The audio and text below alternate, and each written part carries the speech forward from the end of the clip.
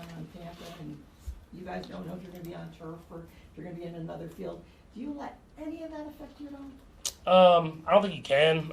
It's for us. It's a away game regardless, so you're going to be going somewhere to play. So you just kind of focus on the game plan and try to prepare yourself that way. And I mean, obviously, I want to send thoughts and prayers to everybody in the Florida area, and hopefully they got out of there. And if not, that they're bunkered down and safe.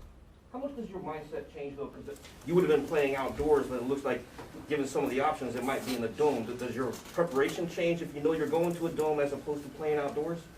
It doesn't for me. You have to go out there and execute the game plan. I mean, obviously, weather would be one thing that you could kind of think about and stuff like that. But I mean, it looks like if we are in Tampa, it's going to be sunny anyway. So I mean, it'd be just us going out there and playing the game, regardless if we're indoors or out.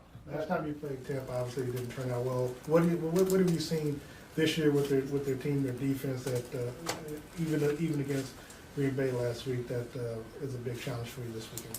Yeah, I mean, they're one of, if not the best defense in football. I mean, they have a great coach, a defensive coach, Coach Bowles, who's done it for a long time and been really good everywhere he's been. And they have great players on every phase, every linebackers, D-line, secondary, and they've played together for a while. So they're going to try to confuse you, give you different looks, but they're going to fly around and make plays. So it's about us executing, getting the ball in my hand, and letting these other guys make plays. Patrick, what's been your focus over the past couple of days, just since Indianapolis?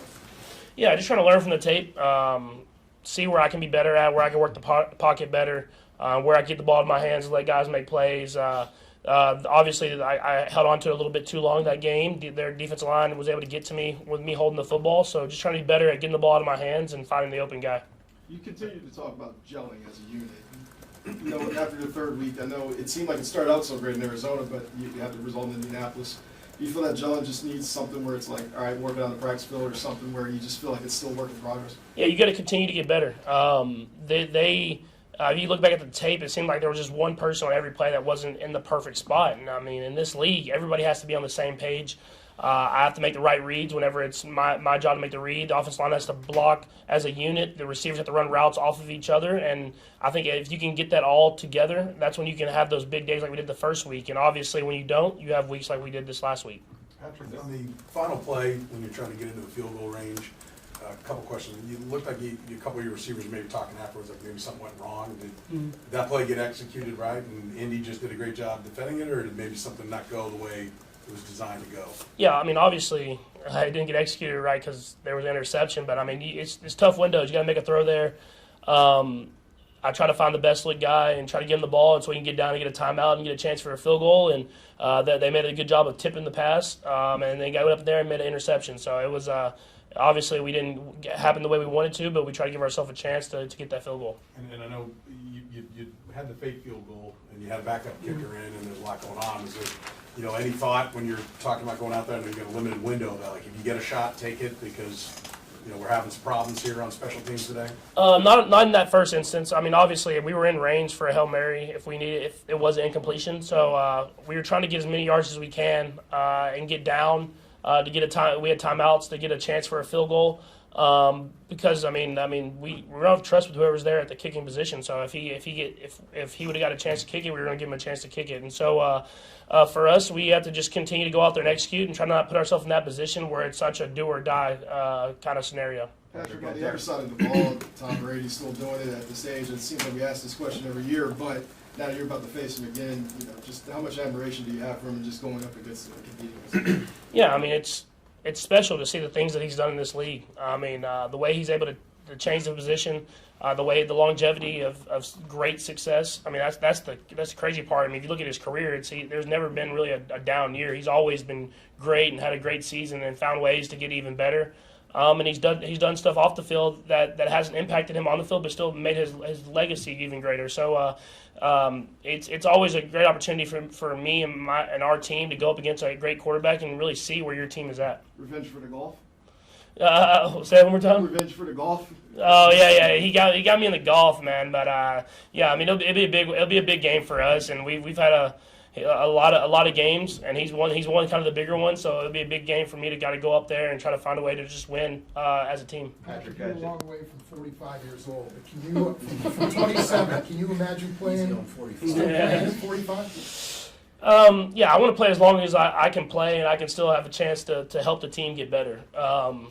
Obviously, it's hard to play that till you're 45 years old, and I don't want to be out there just hanging on. And I think you see what Tom is. He's still playing at a very high level, and I think that's why it's hard for him to kind of give it up. When you're playing at a high level, you don't want to leave it. And so for me, I'm gonna try to keep my body in the best shape possible. And as long as they let me play and I can play at a high level, I'll be out there. Patrick, Darren mentioned the Super Bowl. In that game, the offensive line was down to like backups of backups. Shaq Barrett said this morning that he doesn't see much difference. He still feels like they can dominate. How much more comfortable do you feel maybe behind this offensive line than maybe that one, which had a lot of backups? Yeah, man, I trust those 5 guys that we have out there. I feel like we have one of the best offensive lines in the league, and we'll go in there with that mindset.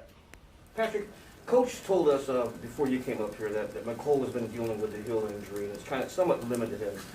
What do you think you're missing without a healthy McCole Hardman over the past 3 weeks? Yeah, I think, obviously the speed. We have guys with speed, but, McCole has a different type of speed than most guys out there. And then someone that's been in the offense for a couple of years, so those little nuances that those other guys are learning, he's kind of learned from watching and getting those reps.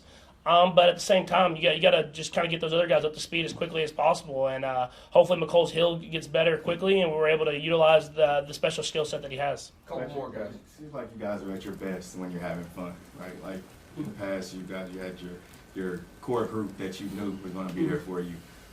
When you look at where guys are at right now, how much time do you think it's going to take to get to that point?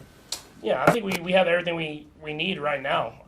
It's just about going out there and executing it. And you see it throughout practices, and you see it in games at certain points.